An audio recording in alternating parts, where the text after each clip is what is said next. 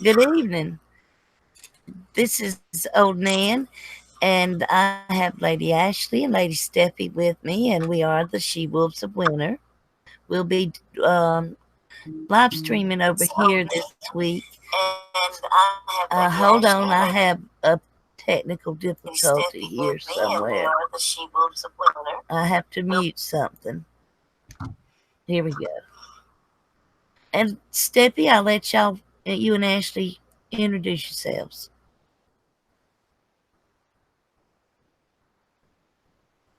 Hi, I'm Ashley, the Iron Underneath. How are you all?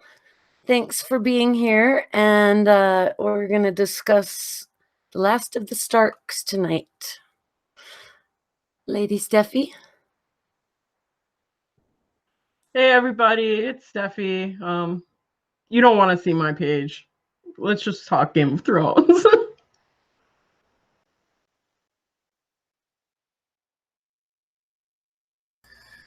Well, okay. I think we're going to start it. We're on episode 4, and to me, it was a good setup episode, setting up for the next 2 episodes, which we always know usually get the big battle in the second to the last episode, and then the finish up on the last one. So I'm curious what they're going to do because you never know from on this show. But I thought it was a pretty good setup in episode. What do y'all think? I found it like a decent episode. I didn't like completely enjoy it. I'd probably give it like compared to last episode, this was just it wasn't enough for me. I'd probably give it like maybe like a 7 out of 10. Let's say 6.5 out of 10, just because like I do have a lot of problems with this episode compared to the previous episode. So Yeah, I have a few issues with this episode too. I hate to always be just like saying I hate these episodes, but I mean, last week was so good, and I do think. Oh, whoops! I'm sorry, guys. You were staring at the wall. Sorry about that. Anyway, I just thought that I didn't think I was gonna like it before I saw it, and now I'm just got mad. I just went, oh, please, not again. This whole thing with just trying to rush, it seems like so fast, and trying to get everything settled that they forgot to settle before, or I don't. I'll go into it. There's a lot of things. There's a lot of problems I had with this one, but there's some things I did like about it too. Just leave it there for now.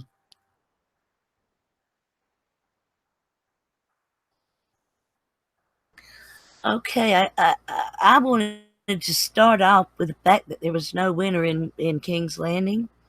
I feel kind of like Cersei should have at least got her toes wet once or twice, been a little bit cold.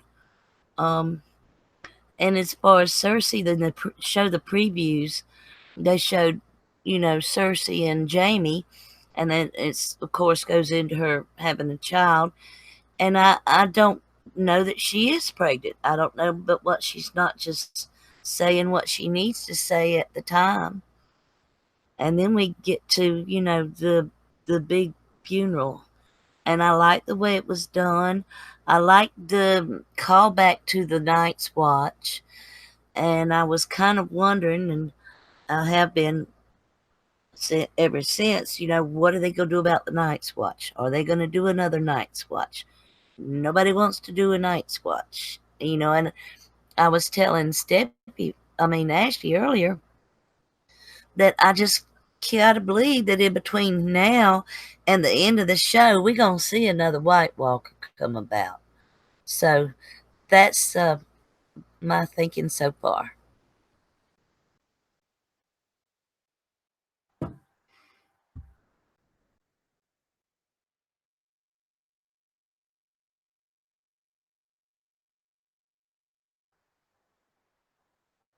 Sorry about that. It's a Those little are strange to have healthy. the snow falling at the end of season 7, and we get to season 8, the end, and there's no snow. They're just having so many continuity problems, like the Starbucks cup, for one, sitting in front of Danny was like, oh God. See, this is a perfect example of how on top of it you guys are. You leave a Starbucks cup on a medieval table full of mead and wine in front of Danny. Did you see that? They left a Starbucks cup on the table.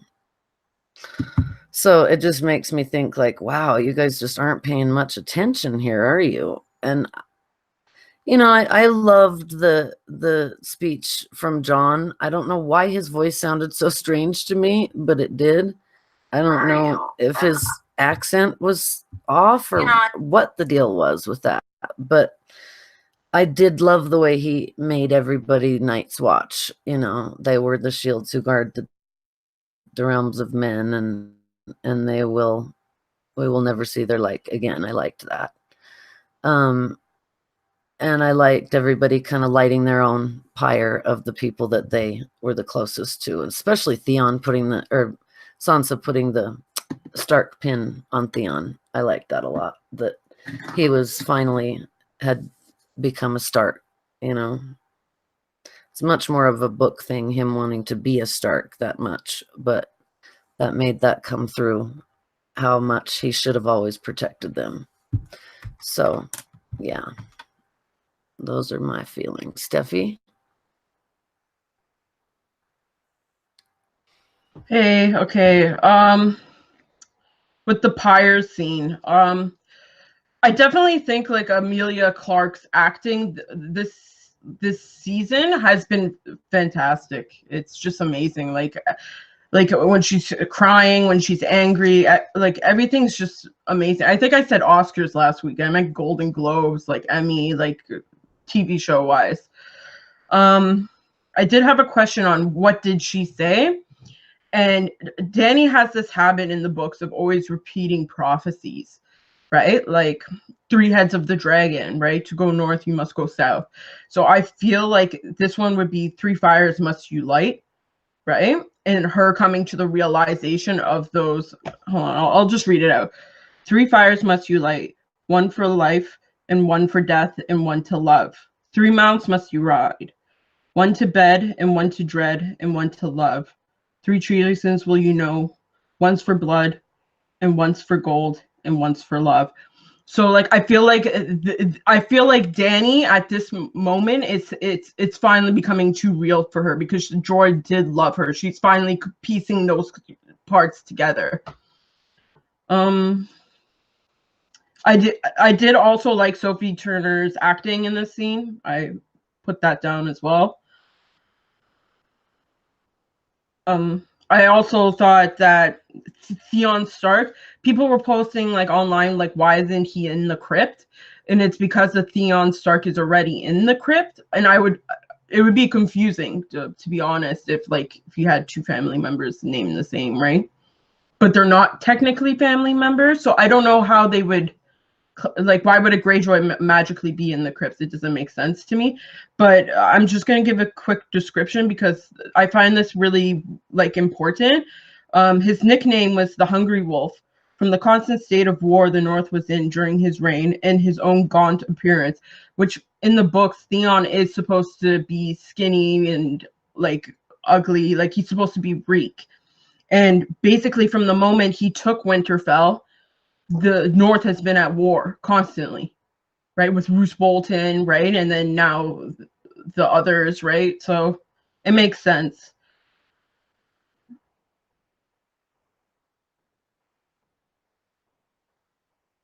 I don't know where Alice Karstark went, but it does make sense that she took Sansa's position here, right? Because in the books it would be Alice Karstark, right? But I didn't see her in the lineup this episode, so I have no idea where she is. But in the lineup, you do see Jon Royce in the lineup. So where was he during the battle? That, like, did they just say, like, you're too old, like, you're not going to be in the battle? Like, I'm pretty sure the dude can swing a sword, right? So, like, if Alice Karstark can pull an arrow, like a bow and arrow, like, I'm pretty sure Jon Royce can do that.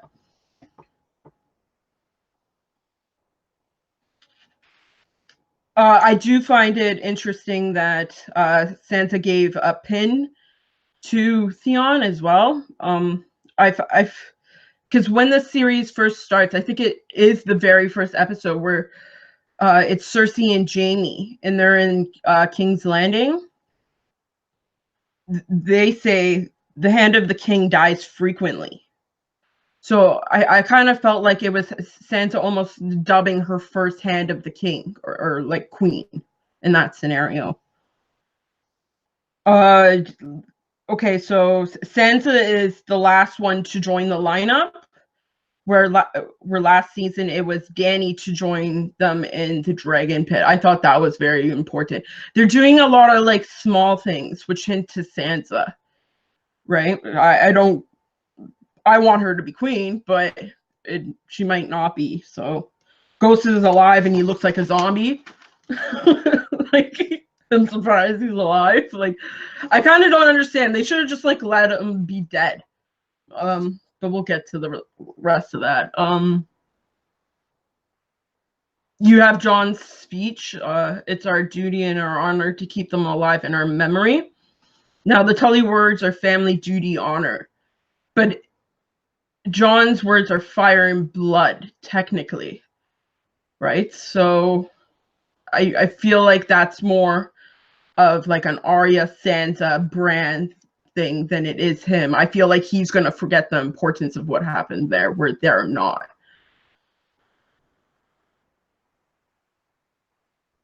I do believe in another stream I did say that one of the walls was Winterfell. So again, going back to the Night's Watch and everything.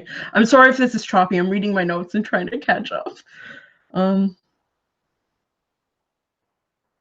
Yeah, and I like Jon and Dany again share this look in this scene, and again I feel like when she looks at him, she's saying the three prophecy, right? Three fires must unite, whatever.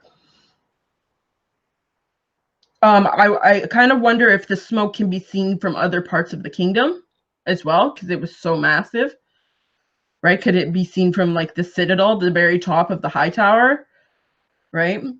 Yeah, so that was my thing. And then it also goes back to the snake, right? The prophecy. When Bran's leaving Winterfell, he sees a snake in the smoke, right? And he kind of thinks it's like, we all think he's talking about a dragon, right? So I'm wondering if they did burn Viserion there, and that was the snake in the smoke, right?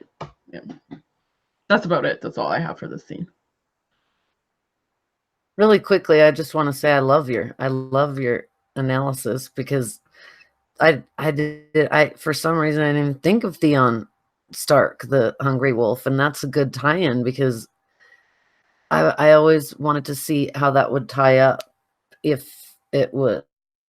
But no, Theon shouldn't be in the crypts, this Theon. But and I don't know why that really matters for last episode, if he was named or not, but it would show that Theon, the Greyjoys, did have an impact on the Starks and fought with them, and names are traded. Like, it's like when they left out the line of Bloodraven, even letting anybody know who he was. When Bran was in the cave, there was a line in the books that said, my name's Brynden Rivers, and I had a sister that I loved and a brother that I hated. And he says, oh, I have a brother, an uncle named Brynden. And he says, yeah, he was probably named after me. So, they could have done something like that to maybe tie that in, because he was important. But yeah, I really liked the way you talked about the pin being a hand of the queen sort of thing, because I wondered why it was a pin, and it was so cool. So yeah, I like that. Nan? Well, I was gathering my notes, and I watched through the end, and then I went back to the funeral pyres there, and I got to realizing most of the Dothraki are gone, which I thought they were all gone last week. I mean, I lightened up the TV, and I could actually see some of them running back. and a few on horseback, but not many. You got half the North gone, and half of Barracks people's gone. I mean, half of the Unsullied are gone. Barracks gone, and Ed, Lyanna, Theon, Jorah. There's a lot of people missing, and it's not going to be very good or smart going forward. Um, at this point, to get your cart before your horse, and I think in this here episode that we see a lot of carts getting put before the horses at the end for sure. But yeah, that was all I had to say on that. Y'all want to go on to the feast next? Okay. After the funeral, of course, there's the feast, and to my way of thinking it was very quiet at first, and it was very somber.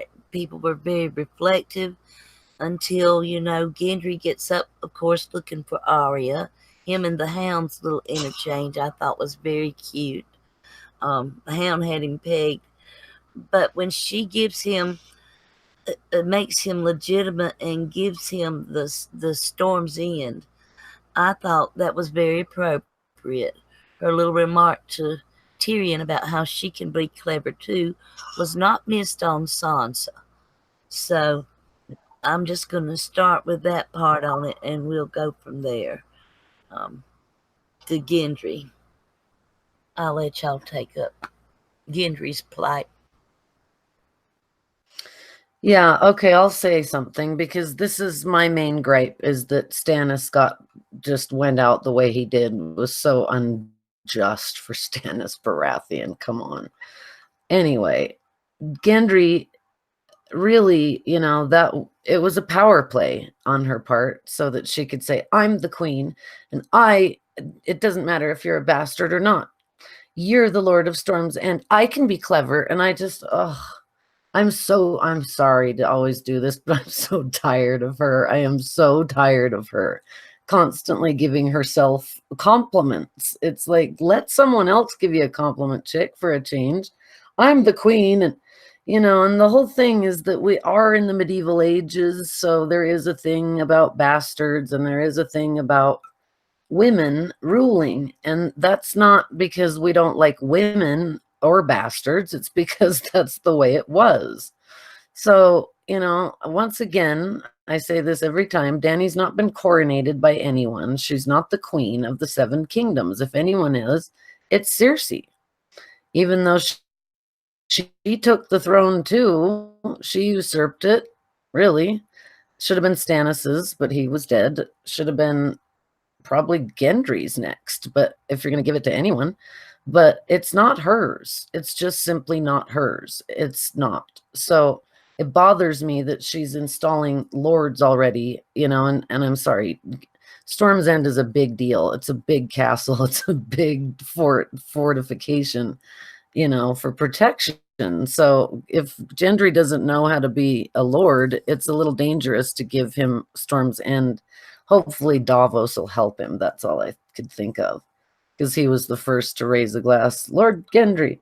So, and I really enjoyed kind of the little stare down with Daenerys over and over again, because it just solidified that this is your kingdom. If you want to run these 7 kingdoms, if you are the queen, the North is also yours. If you're going to make Jon the Warden of the North, then you better treat people with respect. And she doesn't. And she doesn't even really try to include them. That was the first time she did, was saying, Arya Stark is the hero of Winterfell, which, it was a little more than that. She saved the 7 kingdoms. She wasn't just the hero of Winterfell.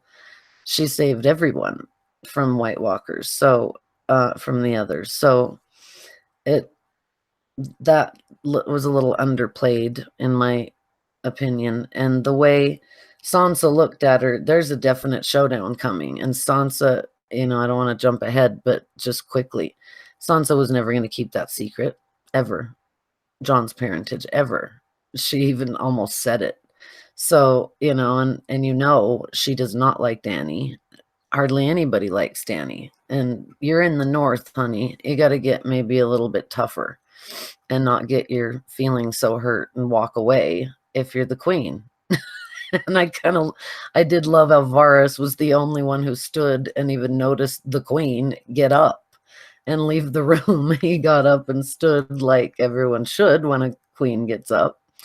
But nobody did. Everybody was focused on Jon, and I quite liked that. So I just wrote Danny's weird beginning with Gendry, but I do love that he got Storm's End. I can't be, I'm a bastard, you're a lord, because that's what I've made you. And the hound just keeps eating. I love that. Like, oh, Christ, here we go again. Lords and knights. So, yeah, that's pretty much, we'll get to the wheelchair in a minute, I'm sure. I'll let you go. Okay, so when they first go to them, I did, again, you got the Visenya and Aegon Rhaenys, the three heads of the dragon, right? Again, with Sansa, Jon, and Danny, so that was good. I do find how they were positioned was very good, because Sansa was looking forward into the crowd. Jon is looking beside him, right? Which would be present, right? And then Danny's just in the past because of what just happened. She's in total shock. She's just like, why the fuck am I here right now? Like I expect people who you really do love for you to be in that kind of shock. It's like that first initial trauma where you can't get over that. You can't even address the grief yet. It's just the trauma of the news, right? So that's how I felt. Although Danny is, I basically the same with Ash. I had a huge gripe with this. But I do find it smart that she would give it to someone loyal to her, and I do appreciate D&D at least mentioning Storm's End, because it's been like gone for like 5 seasons. Like no one knows what's happening to it. It can be like infested with rats for all we know. Like like who has Storm's End, right? Like everyone like looks around and they're like, I don't know, right? Like so stupid. But at least they did address it. Does anyone know? Yeah, does anyone know? No, like, we don't. Do you know? Go on, sorry. It's okay, because it was a stupid moment. Like everyone's like looking at like it's almost like what they were doing in the previous episode, saying that the North is racist. Like that's one of those scenes that it came off as humor, but I feel like it was supposed to be racist. Like we don't give a shit about other lands. What are you talking about? Like get out of here. Like again, from a book sense, Gendry would be heir technically, because if he's the legitimate child of Robert and Cersei, Bran would see that too. And I like this is where like I do wish for like an animated version of Game of Thrones and A Song of Ice and Fire, because you would get that detail in that animated show, because it would just be cheaper to do everything like that. It only works as Danny ends up as queen, exactly, Ash. Yeah, I did find the thing that she said to Tyrion, you aren't the only one that's clever. But in that scene, Tyrion looks at Sansa. And what just happened with Sansa, right? And what did Arya say, right? To Bran or to Jon? She's the cleverest person I know. Right? And it goes back to that very beginning, that very first scene of Sansa looking forward, where she's fighting every single battle everywhere. And we'll get later into that. I feel like this was like a major Sansa episode for some reason. I don't know why, but there was so much things that I couldn't dissect, right? Just like probably later on I will, but that was about it. That's all I had. Well, I think that like when I said it was a setup episode, I think this here says a lot about it being set up for next episodes. Danny she's sitting over there by herself. I mean, you got Sansa over there cutting the, cutting up with the rest of them, having a good time. And I understand that she thinks she's got to be queen and stuck away from everybody, but she can join in into some of the laughing or whatever. I do think it was important that somebody mentioned Arya and did a toast to Arya, and I thought it very good of Arya and very in keeping with her persona that she's going by now, that she was not at the feast and that she was more or less hiding and keeping her incognito self herself incognito as much as possible. Yeah, I liked that about Arya. She wasn't in there bragging about anything. She was out getting ready for the next battle, and that's what she should have been doing. I was very poor pitiful Gendry. I was, I knew that was coming because that's not Arya. You know, I knew that was coming. But I liked the feast scene. It was very much reminiscent to season 1, and that when Robert was there, um, in a lot of ways. But John got to sit at the front of the front table. Um, Danny and Cersei, I mean, Danny and Sansa, yeah, there's going to be some kind of play there. And Sansa did listen to what was going on with her, but they don't trust her. And I think they have good reason not to trust her because Sansa's been through a lot. And I know we'll get into the Danny and John talking a little bit, but yeah, I would be very skeptical if I was Sansa too. But she did come over and help defeat them. They could not have won without her, like Arya said. They could not have made it as long as they did without Danny. But I think she's got a lot of growing up still to do. I'll leave it at that. I'm gonna jump in on there because you bring up really good points to Sansa. I feel like this is like another Marjorie situation, right? With Willis Tyrell. Like again, the books, right? Like if you had the books, like this scene would make her scene with Danny would make perfect sense because Marjorie Tyrell promised her the world. She promised her a garden. She promised her being a lady of like a high house, right? And like all this stuff, and it completely backfired, right? Marjorie exploded literally, so did her plan.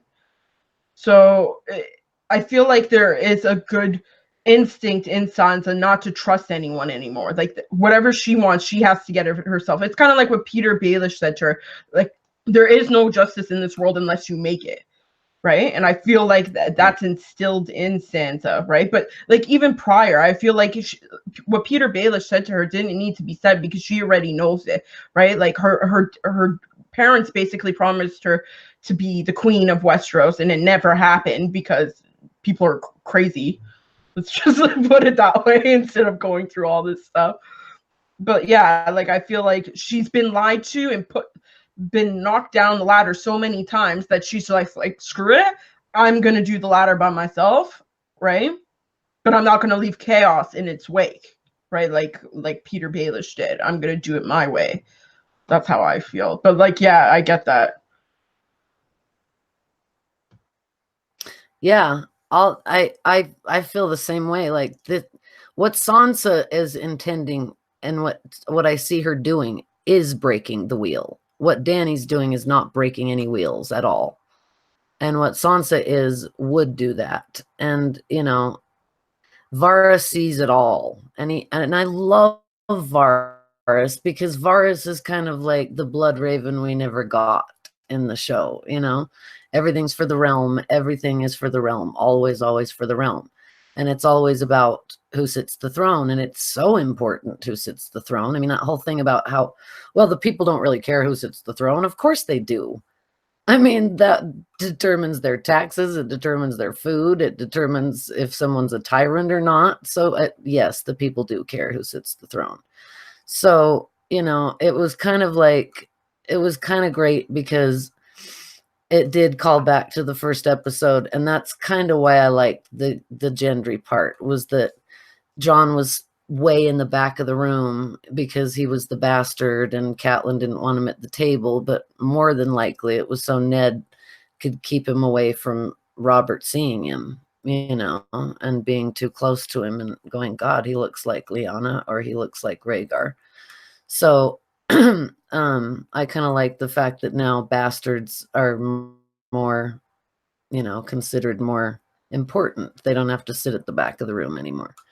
I like that part, that we're moving along in history a little bit, and that it was kind of a sort of a egg on the fourth thing to do too with the great bastards. Just like, who cares if you're a bastard? You can still be legitimized. You can still, a king can do that if Dany was really a queen. But let's get past that, because that's just not going to change. And I guess then we go to the whole thing with Bran and the I don't want to be the Lord of Winterfell with Tyrion, that little conversation that they had. I like the wheelchair. And that was interesting because he made a comment, Bran did, about how he doesn't want to be the Lord of Winterfell.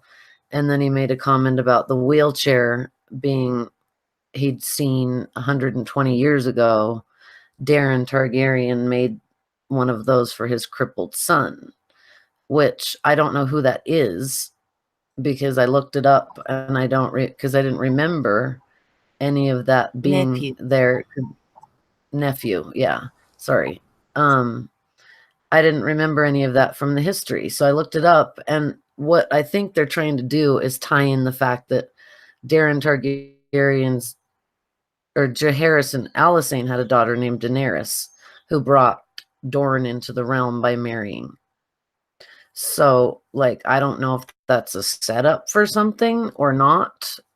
But probably not. It's probably just here's some history that doesn't really exist for you. I don't know.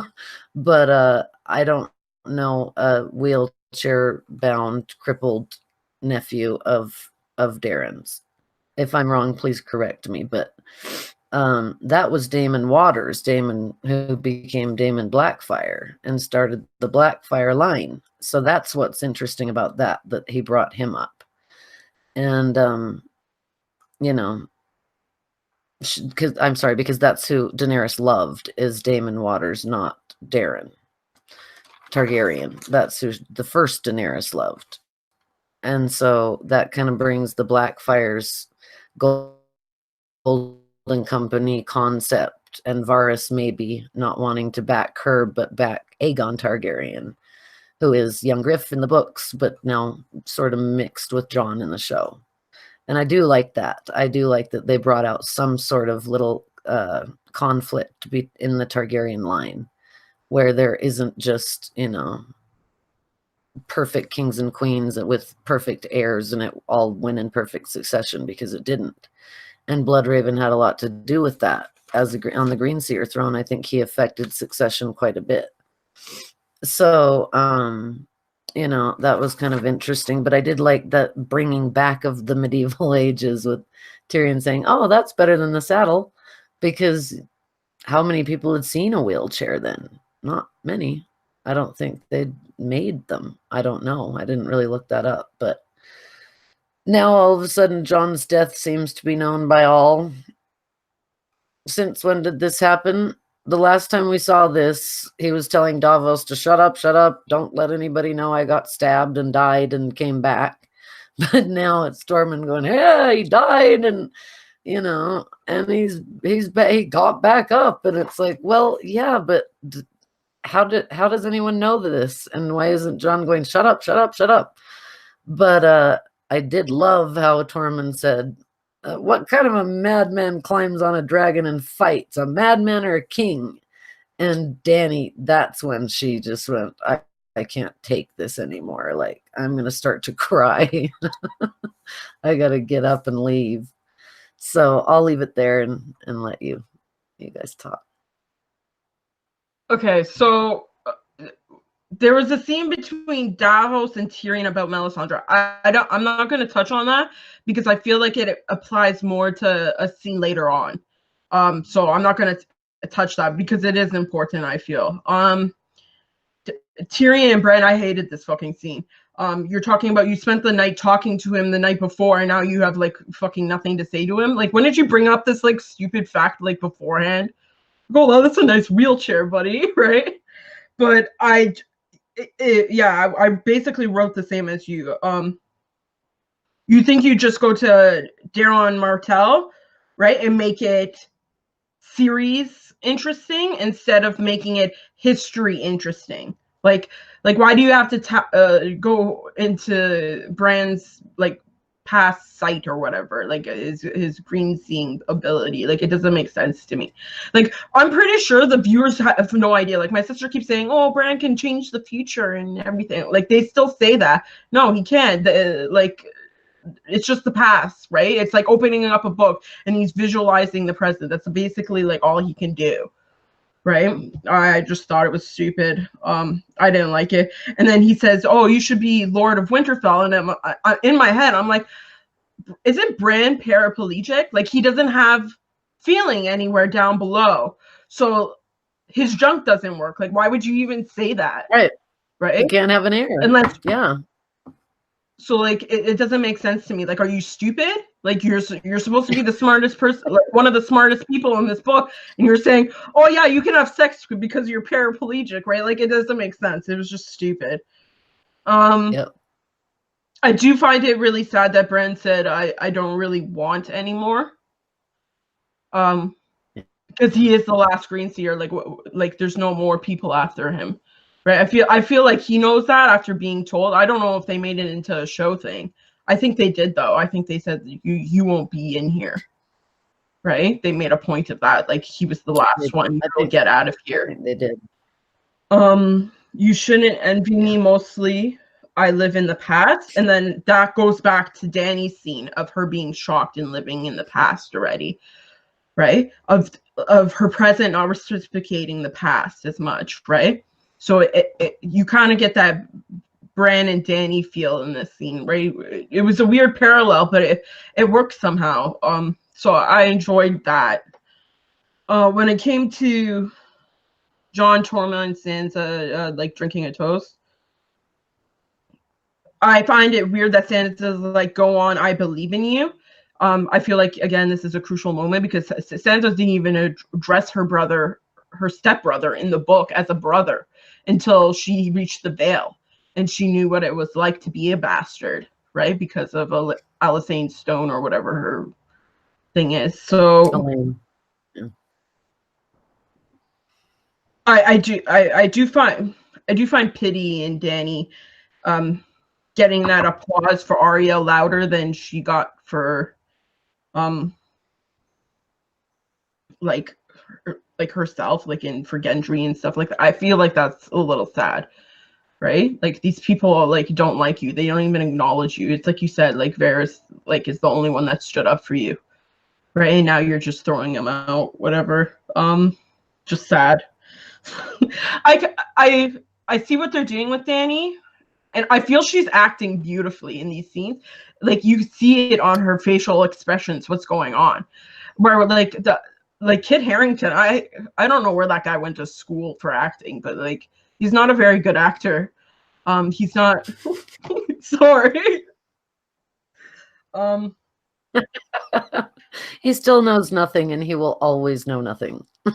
Yeah, basically, he's just like looking stupid. He's just like a puppy, right? Like, yeah, again, like with the present, right? Like, he's looking at Dany, right?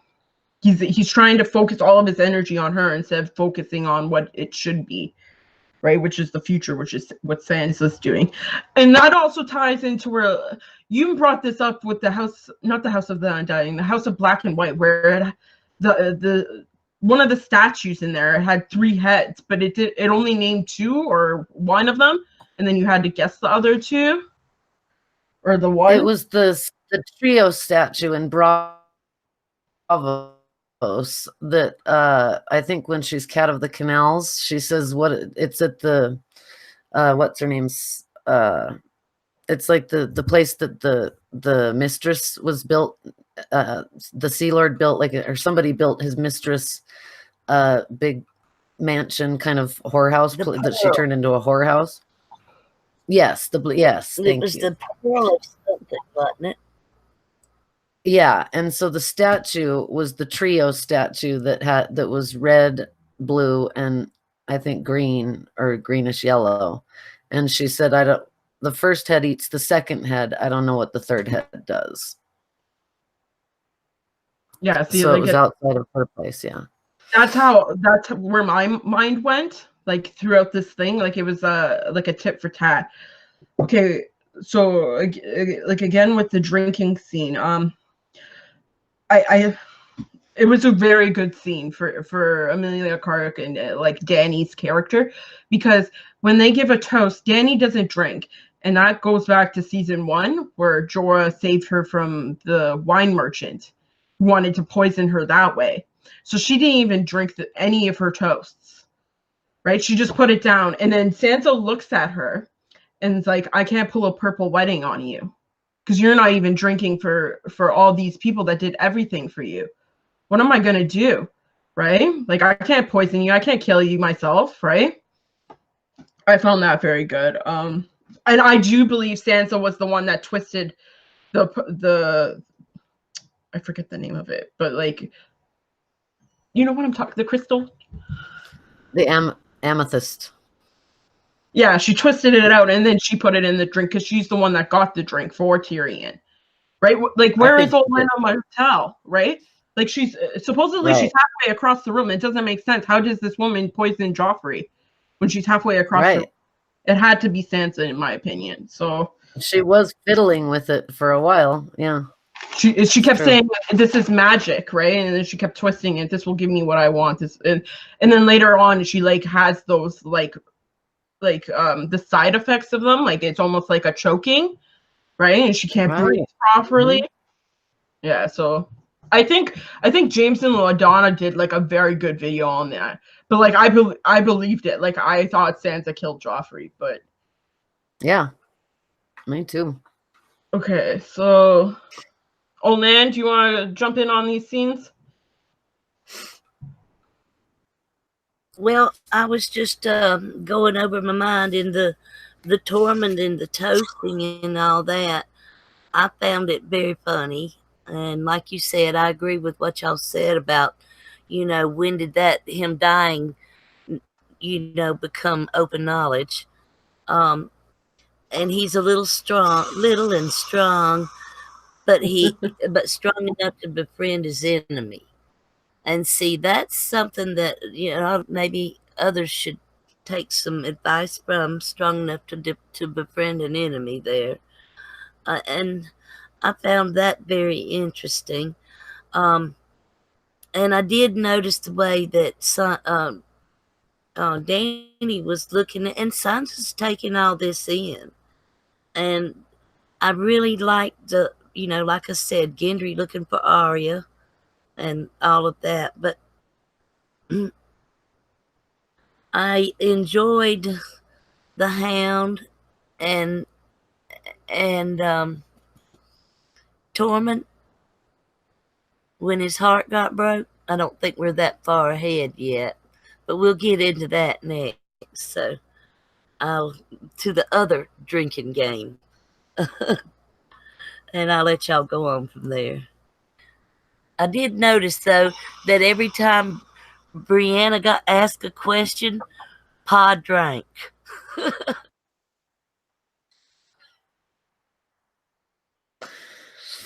Yep, that was kind of cool. I like that because Pod was kind of just trying like, oh, please don't ask her something because he knows Brienne so well by now that he knows what'll. I mean, it just was kind of like, whoa, Tyrion, where are you going here? You're a virgin in front of everyone? That was kind of intense. Like, poor Brienne. She's had enough to deal with in her life about being too tall or not pretty enough or Brienne the Beautiful, that nickname, all of it. And Renly, it's just so sad. It was like, oh, God, and you got to bring it up now in front of everyone, especially Jaime. Which I think Jaime knew probably already, but didn't they talk about that, or did they? I will say one thing about Tyrion and these drinking games. Have you noticed? It's all fun and games for so long, no matter who he's playing with. But eventually, he will ask an inappropriate question that will change the mood of the whole game for some reason. And this is not the first time he's done it. He's done it before. But yeah, I thought that was really good right up to the moment that Tormund got his heart broken. And Tyrion made sure that Jaime did not get, blocked. He made sure that Tormund did not interfere with Jaime. Okay, I'll let y'all go on. Yeah, I like that a lot, how Jaime just stood right up, like, you're not taking my woman, no way. That was cool. And that's what made it so disappointing later on. But, I guess that's the whole we came into this world together and we're going out together between Jaime and Cersei. But really, it was just so sad to see Brienne so happy for, I don't think we've ever seen Brienne this happy in the whole story. I mean, she loved Renly so much, and it was the same kind of thing. Like, she loved this unattainable man, and until he gets brought a little bit lower, and then she gets him. But with Jaime, it was more like he'd been brought low, but then he'd been brought back up because of the battle and the fact that he survived, and he did really well. And he's still a great fighter, he's still Jaime. So it was sad to see. It was a really sweet scene. I mean, I really liked that scene. I don't usually go off about the love scenes, but this one was sweet because it's been so long that we've known Brienne loved him and that he might have loved her too. But the fact that he just comes in, it's hot in here, and starts taking his clothes off was like, wow, this is kind of cool. I like this. I mean, he's never slept with anyone but Cersei. So that just kind of I liked that, but I'm getting ahead of myself. Watching Tormund was just killing me because it was like finally a Viking, a real Viking character. We get a real wildling, like just drinking out of the horn. Just John's like vomiting isn't celebrating. Oh, yes, it is. I love that. And I love Tormund. I love Tormund. I really do. I actually thought Tormund was one of the best parts of this whole scene.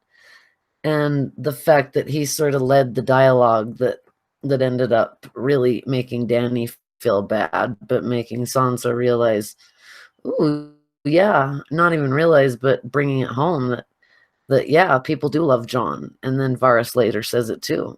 They're drawn to him. They love him. They follow him. He's measured. He's a man. Doesn't mean that, once again, that women can't be that way too. But we are in the medieval ages.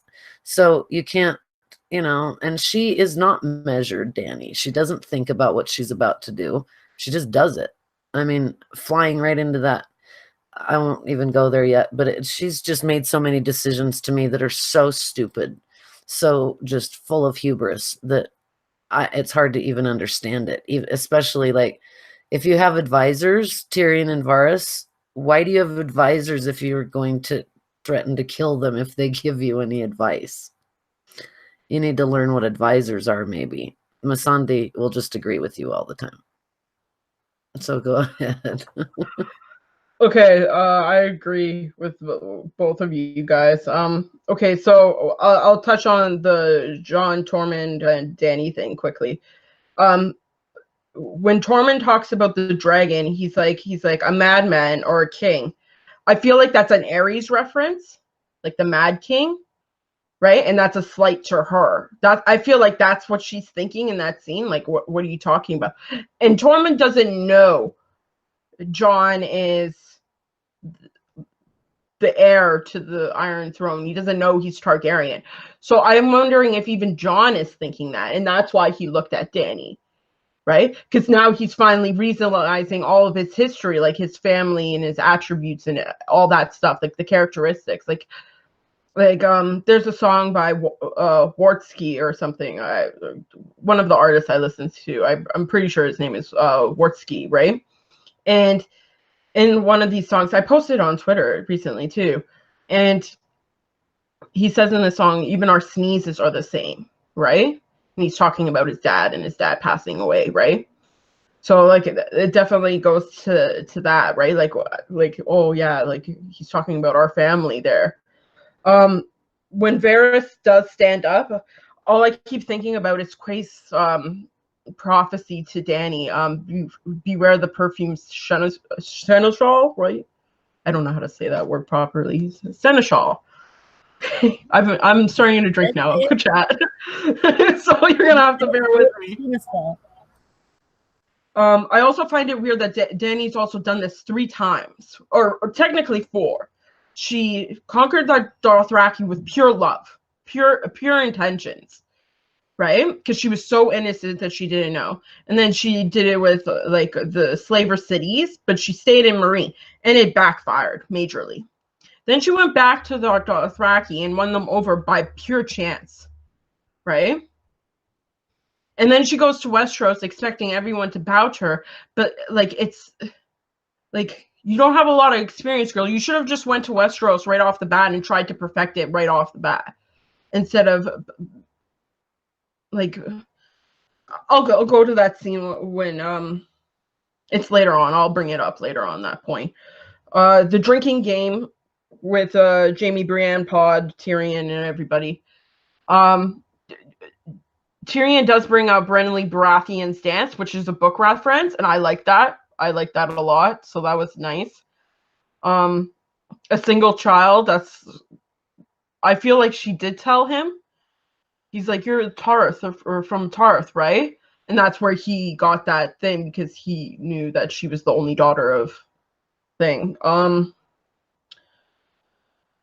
During that scene, she said that to Tyrion, like, oh, you've been married before this, right? Again, where do whores go? We still don't know where Tasha or Tysha is. But I do want to admit that the marriage between Sansa and Tyrion hasn't been annulled yet. So, right, it's the same with Rhaegar and Elia, right? They had their marriage annulled before he married Lyanna. Pod drinks to the virgin question, so he went down. He did a Jon and Ygritte thing, where he went down on them, and that's why they didn't accept the money, because they thought it was just their pleasure. That's good. I like that. That's why they loved him so much. Right? So, but that's why he drinks, because technically he's still a virgin. He's never done it with anyone before, right? So that's where my head went. That's why he drank there. What did I write here? That was funny, though. I also found it really. This was another funny thing. So Pod's a virgin from drinking that, but he knows he can go down on people. So Tormund, Jaime and Brienne leave, and he's left there staring at Tormund, and he smiles. He smiles at him like, I can do you too, buddy. Right? And then Tormund's like, what the hell? Because in season 7, Tormund makes that joke to Gendry that will have to do with what we got. Right? Yes. So it's 10 times funnier with that scene on top of that, because you're just building on top of a joke. It's like an inside joke that never stops, right? Then Pod turns around and he sees the pretty lady, and he's like, oh, I got you now. And then right. I thought that might have been Alice Karstark. No, that wasn't Alice Karstark that Pod turned around and looked at. No, that wasn't go out for my birthday. Hey, sister, happy birthday! Yeah. Happy birthday! Thank you. But I'm sorry, lady. They only started when I came. So oh, good. They're very nice. They're nice. It was all good. Yeah. Awesome. Okay. Well, I hope you ladies have fun on your stream tonight. Thank you. Happy birthday. I'm glad you had a good dinner. Thank you. There you go. Bye. And you know, Bye. She's such a doll. I love it when she pops on. It's cool. God, that's funny, Steffi. I would have never put that together. That is so hilarious. Yeah, it was a good joke though, right? Like a running joke too, right? Like it just kept Yeah. end scene. Tormund's Yeah, face but was just enough to like kill me. It was like, oh, this poor guy. He's been, but the big woman, was she still here? And now I just loved that. It was so sad, but Jaime's well, pretty. he was making fun of Gendry above the wall about that, you know, like y'all said.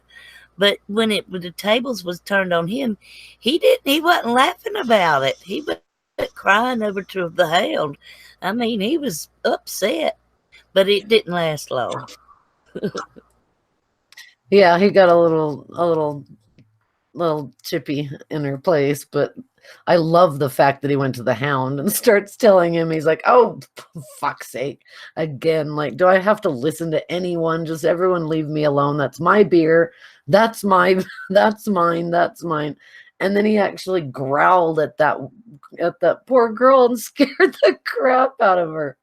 I love that. I can make you happy. Get away. All right, then. This is my drink. That's all I care about.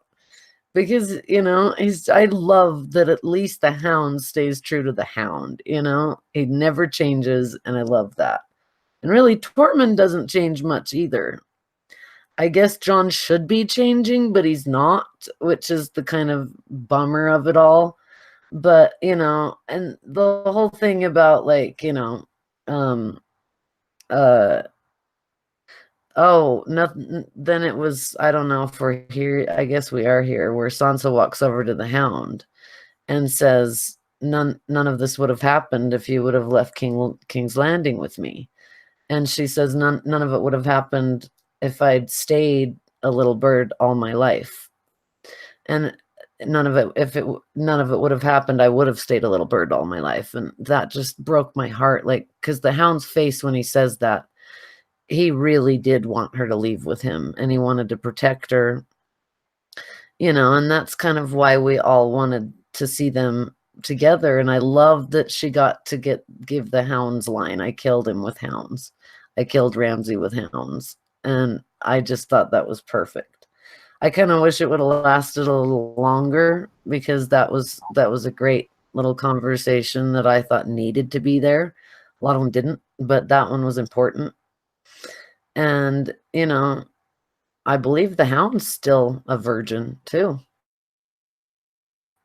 So that might have tied in there a little bit, him sending that girl away. Yeah. Yeah. I mean, it was just kind of this sweet little exchange. Like, but maybe he could have taken care of her. I don't know. But she wouldn't be who she is, which is true. So, Nan, you can go.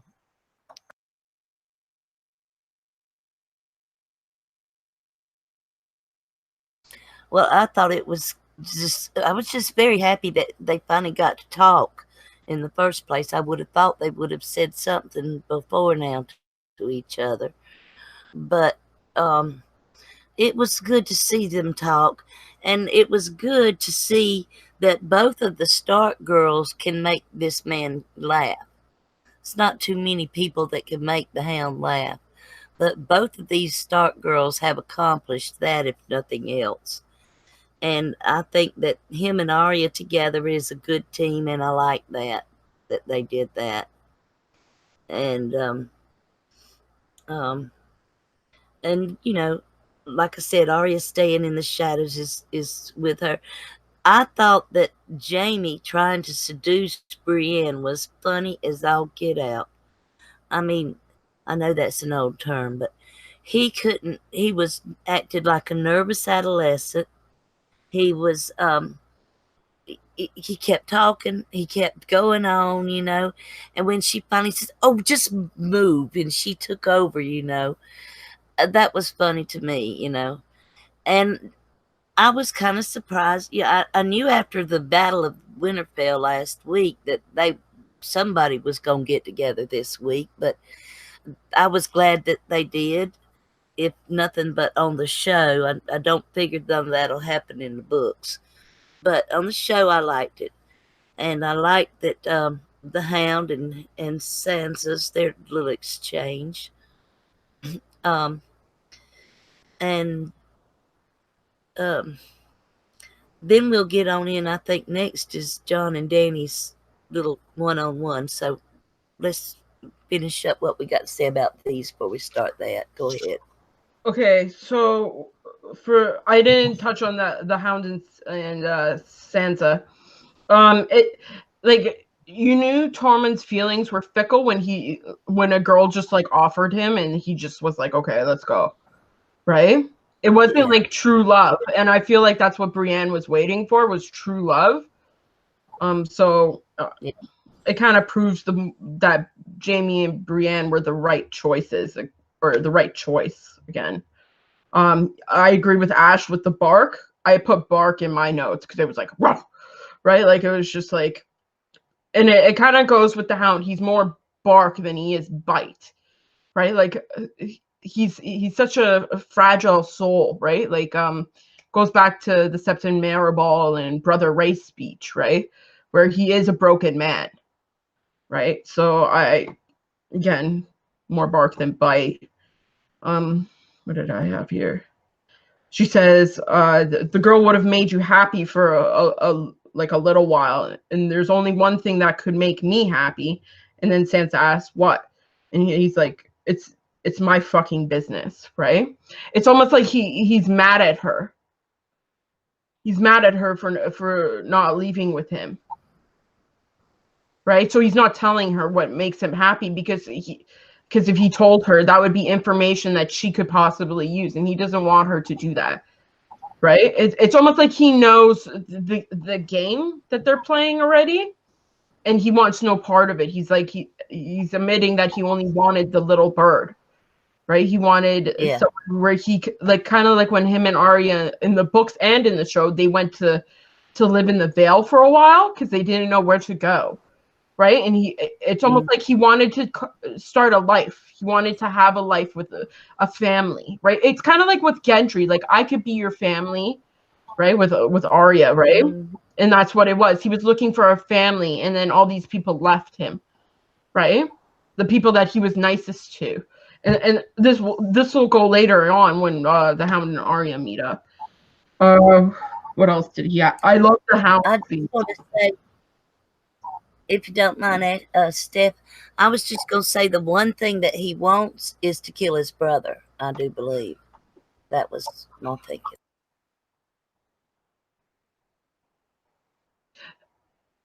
And I don't know. The one thing, because when he keeps harping on about it, and that's the only thing that it seems to be able to make him happy. No, because when he's dying in the field, the first thing he mentions is Sansa. He's like, I should have fucked Sansa, right? He's not saying I should have killed the mountain. I should have killed my brother. It's always it's like Jorah's letter to Dany. It was the first thought that came to mind, that you love them. That's where I go, right? Like, if I'm dying on the side of the road, who am I going to think of? I'm probably going to think of like my family, right? My best friends, right? People like I love unconditionally, that I would give everything for, right? So that was his thing, right? That's how I feel. I feel like the mountain is just, it's something he's got to do. It's on his hit list, but it's not something he loves to do. It's kind of like Arya. She has her hit list. She wants to kill those people, but at the end of the day, it's her family that she loves, right? It's her family that's on the top of her mind, right? That's true, but he's just been very consistent in that. That's what he wants. He wants to do that, and they even brought it up at the end of last season. When they had the confrontation for the Clegane Bowl, and it appears we may get the Clegane Bowl this year. I'm sorry, but I hate the Clegane Bowl thing. I mean, the whole thing about it is, it's fine. Yes, of course he wants to kill his brother because he maimed him for life and ruined him. But the thing is that started on the internet with the fans. It didn't start anywhere else. It started with I don't know whose video. The name the Clegane Bowl, the Clegane Bowl happening was just an online fan thing. So it felt like they saw it, they've been giving us so much fan service that it seemed like they gave us the Clegane Bowl last year or last season, whenever it was, so long ago. And then now it's become, I want to kill my brother. I want to kill my brother so that the Clegane Bowl will happen. But that kind of bothers me in a way, because that's not, like you were saying, it's not so much about the mountain for him. It's about finding a family and finding a way to live, or maybe even just finding the person that he's actually getting, the person he's always loved, which is Sansa. And I mean, I do love, like you said, Nan, the fact that the Stark girls are the only ones who can bring out any smiles in the Hound, because they're so tough. And he sort of trained them both in how to be that tough. Like that speech he gave to Sansa during the Blackwater about, you think that all men aren't killers? Your father was a killer. Your brother was a killer. He's always taught both of them a lot, quite a bit, that they both run on. And the Hound was there for all of this Littlefinger, game playing and Joffrey's horridness and Sansa learning from Cersei, even though it was such an awful way to learn. She sure learned how to play the game better than Dany can, that's for sure. She is playing the game for certain. Go ahead, Steffi. I can tell you want to say something.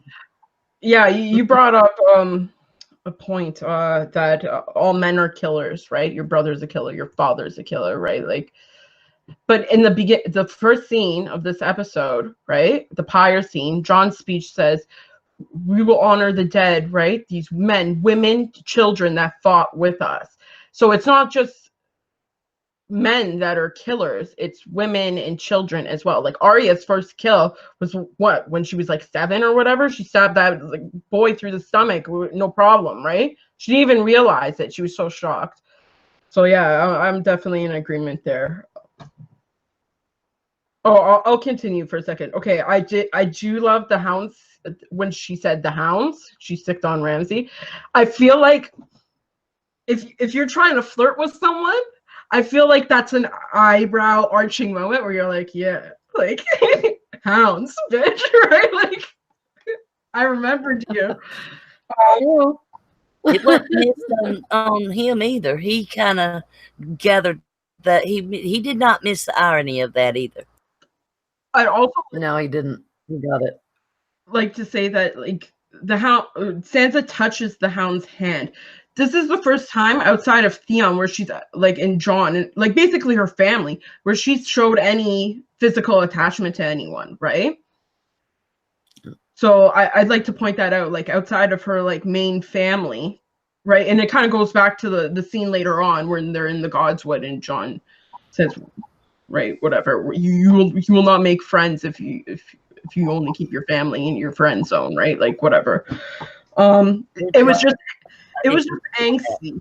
For me, it was angsty because I love the Hound and Sansa. I like they're getting down. The Unkissed, the puppies, like they gotta get down, right? Like cheers, yeah, like seriously, like it has to happen. And I feel like George R.R. Martin, I feel like this was more for D&D, like maybe they did know it, and they're like, we can't hook up Sansa and the Hound on a TV show because it will be bad. It's not like it says, it's not like two guys and a girl getting on, right, or whatever. This is like an older man and a young child getting it on, right?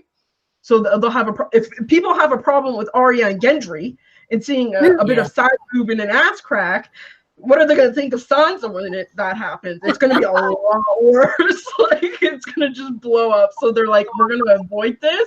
We'll give them this scene. That's it. And then just bail.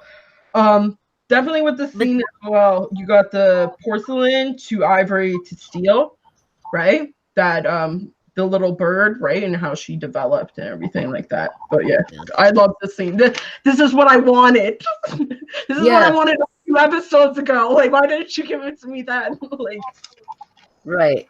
I feel the same way. This is what I've been waiting for. And the funniest part actually is that I wonder if D&D did do it like that, because it would be so supposedly odd, as if incest and all this isn't odd. But the thing is that in the books, the Hound is not that much older than Sansa. He really isn't. I mean, he's maybe 4 or 5 years older than she is. He's a lot older when she's young, when they first meet, when Robert comes to Winterfell in the beginning. But he's really... Hold on, I think I did the math, and he's like almost 15 years older than her. Oh, is he really? I thought he was like an old guy. Okay, because I thought he was a lot closer to her in age, but I guess He is. maybe the casting was good so, there. It's so on the opposite spectrum of what her childhood dreams were. I mean, it's right. somebody she would love, and for just who they are, and not what they have, not because they're king or not how good looking they are. That if there was a union there, that would be one based on love, and not because some lord told them they had to, or none of the other reasons. I kind of put it in line with Jorah and Dany, right? Like that age difference, where it's noticeable, right? But it's not too bad for that period in time where you can push those boundaries, because that's the whole point of what was it? Oh, I just watched a video on it too. It's like hegemony. That's it, right? It's where the women used to get basically sold like their dowry to an older man who was richer and wealthier to who were better off. And actually, that's the world we're in right now, where it's like all the women are getting everything that they want from a man, right? And then the way they put it is like basically even the 0 women will go to the top 10 man despite her being poor, kind of thing, because that top 10 man is an alpha where the rest of them are fucking betas, right? So the women are used to getting those top 10, right? So they can be choosy and whatever, right? So I like that thing where she chose instead, right? She decided what her worth was. I like that. Whatever. Too much science. Yeah.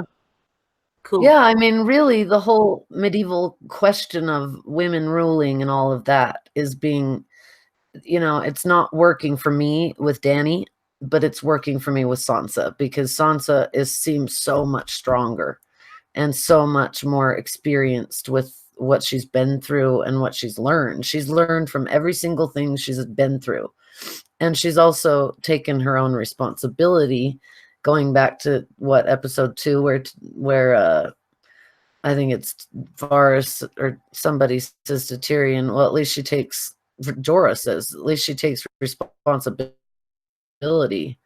or at least Tyrion takes responsibility for his mistakes.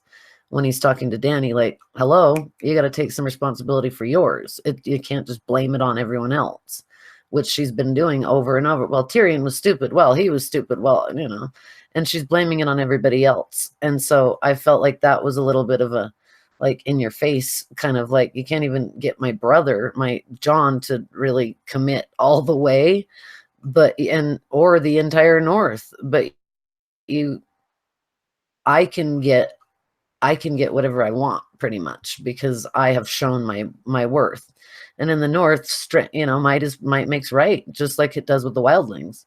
They're not going to follow a woman who's just some little girl like Dany. If she didn't have dragons, she would not be scary. She would not be anything.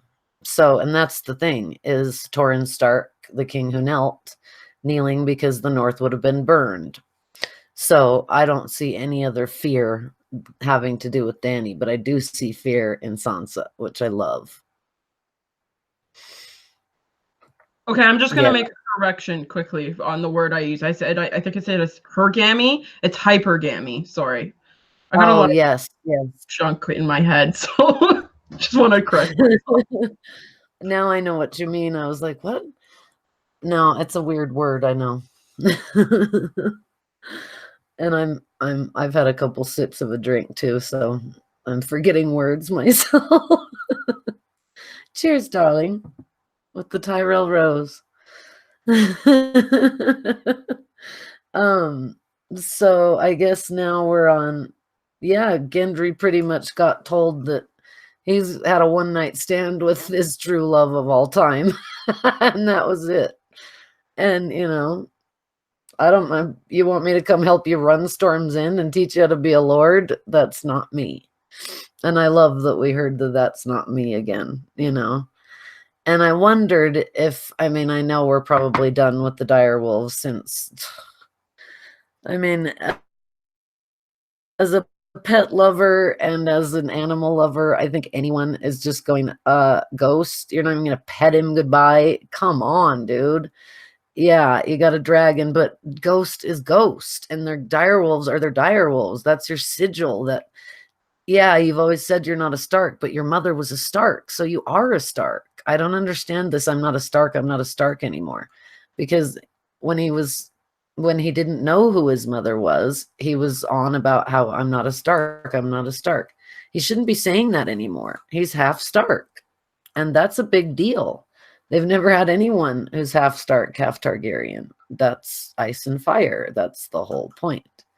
So I don't know. I just feel like this whole thing with people changing and becoming different than who they were in the beginning and growing, you know, Jaime and Jon kind of keep getting stuck and going backwards. But I don't know why. I don't know if this is what's going to happen with Jon and what I like about it. So, you know, Gendry, I feel sorry for Gendry, like, God, you know, he kind of put Arya off for so long, like, you know, and then now it's just like, well, now I love you. You're so beautiful, please. And she's like, no, not me. That was kind of sad. And then, you know, it made me think of Robert saying, we can marry our children to Ned, you know, and that would really be Robert's true son if he is the son of Cersei, which I totally believe that he is, that he's Robert and Cersei's son, so he's really not a bastard. That would be what Robert would have wanted, is for Arya to marry Gendry, for Sansa to marry, you know, one of his kids. But they weren't his kids, so, I mean, one of them, but the point really is that it just made me think of Lyanna and Robert being betrothed, and then Lyanna saying, no, I don't want you. You know, another Baratheon being spurned by a Stark woman.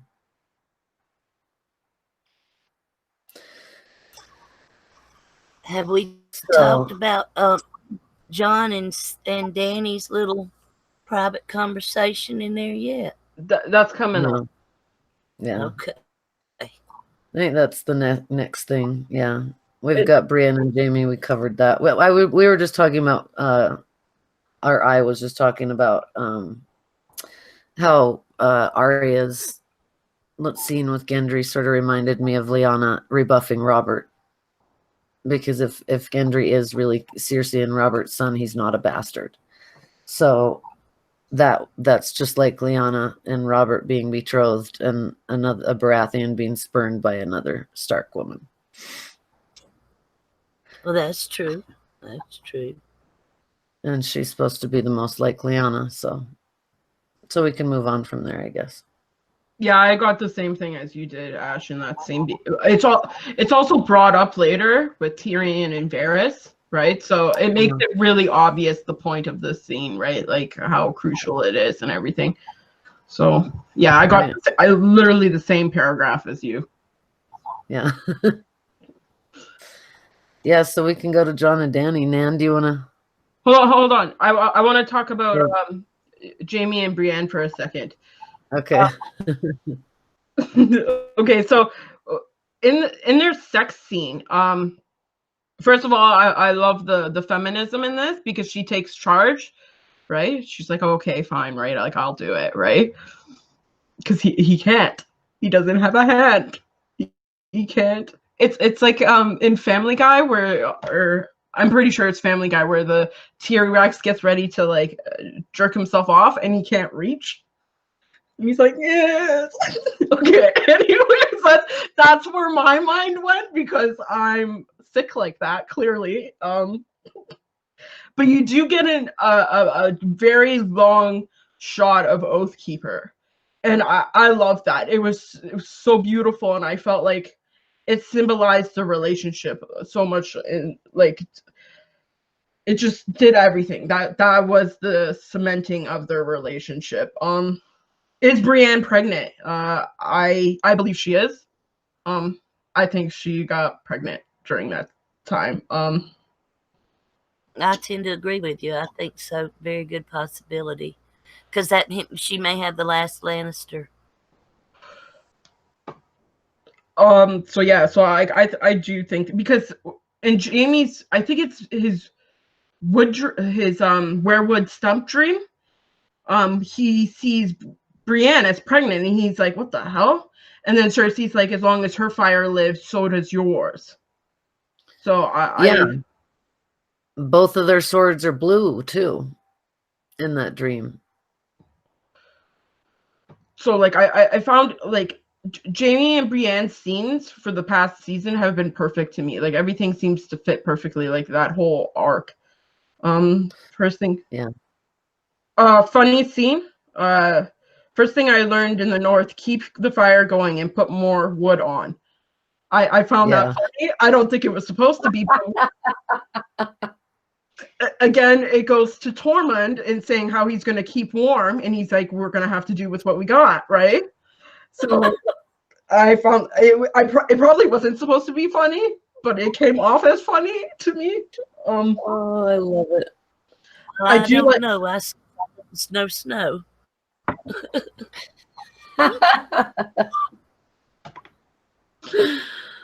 Oh, that's great.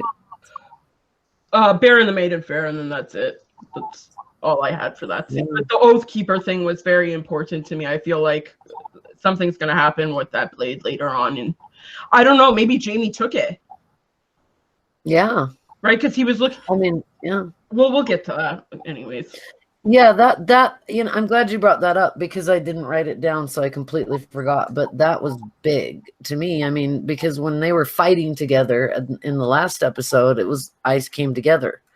Oathkeeper and Widow's Wail came together as ice originally was at Winterfell, which was really cool to see.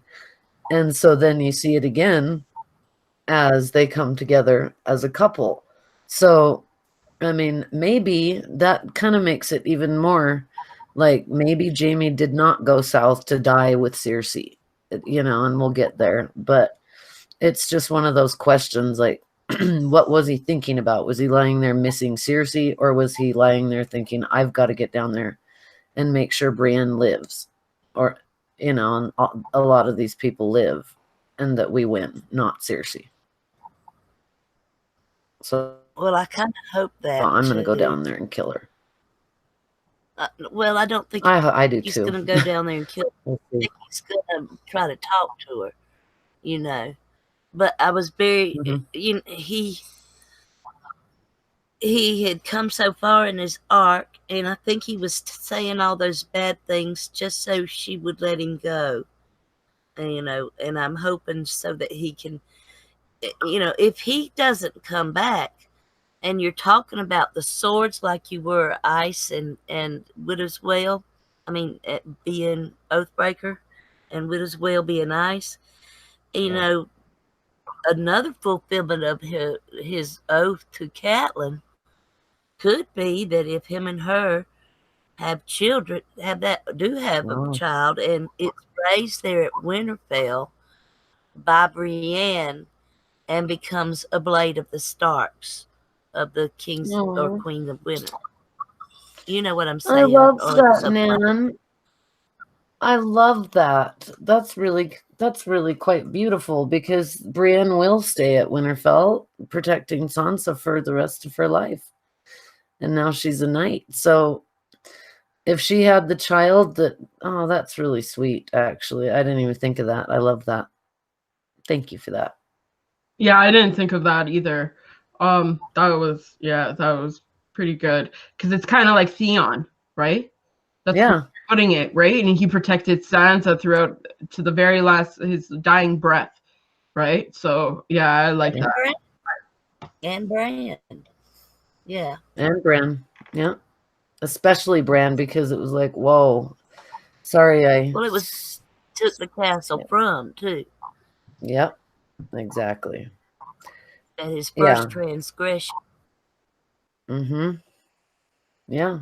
And I mean, Jaime's got a lot to make up for too still, though. And I don't know that leaving makes it any better for him. Okay, when it goes to that like, I guess we're already like diving in there, so let's just dive. Okay, I found that very weird because he's like I would have done this for Cersei, I would have done that for Cersei, I would have done this. He didn't do as much for Cersei as he did for Brienne. He put his life on the line for Brienne, right?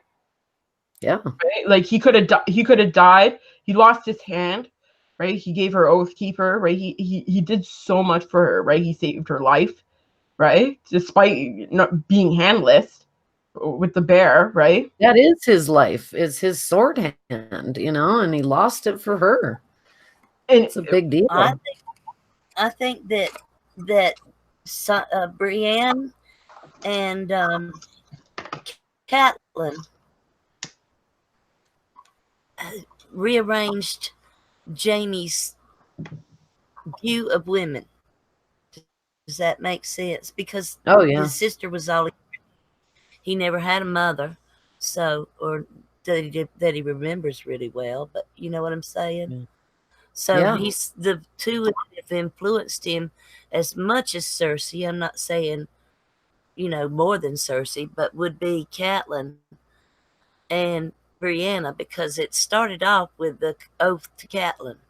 And that's what I'm saying. It comes back down to the swords and the child being the ice that will defend from the, whatever. But you get what I'm saying. Yeah. And it's great. Cersei, True. I'm just gonna add this. Cersei and Jaime do remember their mother, right? Because she's the one that officially, originally found out about them screwing each other, and then put them on opposite sides of the castle, right? So she knew what was going on. Oh, yeah. Forgot about His mother that. didn't want that life for her or for him, so they Right. do remember her. Like when Cersei goes to see Tyrion, she turns his member, right? Because she's angry with him, right? And then his brother's like, stop. That's Right. the mother side, right? In Jaime, that's the good side. And I guess we can go to the Faith of the Seven through that, right? As well, that Jaime does have a mother, right? Right. Yeah. Yeah, I think they were pretty young when she died giving birth to Tyrion. So I guess for Jaime, maybe it was more always kind of, how it is when someone's king or hand of the king. And Joanna seems to have spent more time at Casterly Rock with Cersei than because she did take Cersei to Casterly Rock, I think, after they found them together a few too many times. And I think during the tourney of Harrenhal, Jaime was sent back to Casterly Rock. So I think he didn't get to spend as much time maybe with his mother as Cersei did. I'm not sure. I mean, either way, they did get to grow up with her until they were at least 6 or 7, something like that. 8 or 9. I don't know. I can't remember the difference in age with them and Tyrion. I think Tyrion is 8 years younger than Cersei and Jaime. Yeah, so about 8, 9, yeah. Yeah. But yeah, I love that baby thing. Man, that's so cool. So yeah, the next Hold on. Wait. Okay, I have one last thing. And he also says he is as hateful as Cersei. Cersei's done a lot of really bad shit. If you're as hateful as Cersei, I'm scared. Because she blew up the Sept with a bunch of people in it. She used wildfire against Stannis Baratheon, like he blew up everybody, right? He killed Davos' only son, basically, in the show, but in the books we know he didn't. There's still one left. Yeah. So Well, one of them's with Melisandre. Yeah, he has a bunch more, right? He has like a wife and everything. But like, if you're as hateful as her, that's a statement, right? It's not even like about. I think Tony did a video this morning about it where he overlaid Jaime's words with everybody while he was talking to Brienne, and he was like, "I'll fling you to Sir." Oh yeah. He's like, "I'll throw you in a catapult over the walls of River Run." Your right? baby. He threatened to throw Edmure's baby over in a trebuchet. Yeah. So yeah, that's evil. So like, but I find Cersei's like way more evil than Jaime. Like if you were to put them up right now, like I'd be scared if Jaime's more hateful than Cersei. So, me too. I mean, I just wonder. I took that line to mean that he was trying to get Brienne to let him leave, and that he was just saying, "Just hate me," trying to get her to hate him, and saying Cersei's evil and I'm just as hateful. But not that he is, but that he just needed or wanted to leave. Because I don't know if he's necessarily leaving to help Cersei. I really don't. So I don't know. We'll see about that. But I just felt like that was his way of getting away. And it just broke my heart. Not the smartest. He is definitely not the smartest Lannister there is, because he's going back to the woman that just paid to have him and his brother killed. So that's like Cersei's right. He's not the smartest Lannister there is in that regard. I don't know that he's going back to do anything. I mean, he may be trying to talk to her and try to convince her, but when he gets back and he sees how the Greyjoys have taken over with Cersei, and that she is already sleeping with him, and is he going to be jealous? If he's jealous of Brienne over Tormund, how jealous is he going to be of the Greyjoy guy, Euron? So I don't know what will happen. Him being the Valonqar, though, is looking more and more like it's a possibility. Whether he does it or something happens and somebody else does it, I don't know. I still don't see that they can give. I don't believe they'll give Arya both the king, the Night King, and the killing of Cersei. So it's pretty much, I'm thinking, got to be one of them, either Euron or Jaime. I'll jump in there. Okay, now I remember. You brought it up, Cynthia, right now, and then Ash brought it up earlier, but I didn't make my tie-in. Okay, so you're talking about why Jaime is going. I find this interesting because in his scene with Tyrion, right before Bronn shows up, he's talking about making tall jokes, and he's like, "You have to climb it. You have to climb a mountain," right? And this is where book readers get it from now, right? Because when Bran was in his fever dream, when he first gets crippled, he sees a mountain facing off against, I think it's a hound and someone in white armor, which would be Jaime, because Jaime's still Lord Commander at this point. So I feel like that's what. Now the show did the Clegane Bowl thing. They invented the Clegane Bowl thing. But we knew the dream or prophecy that it was attached to it, where they didn't. They just invented a name for it, but we just said it was a prophecy. But I just hate the name. I hate the whole. I hate the name. I hate the name. I hate the whole hype. I hate the word hype now. I hate the word confirmed. I hate the word explained. I hate it all. But yeah. That's true. The dream. I always just thought it was a fan thing, but there is the bad blood between the two brothers. So there is that. I just thought that was something that the fans were tying in from the book to make a theory. I didn't hear about any prophecies on it, but it looks like we're going to get some fan service for it anyway. Yeah.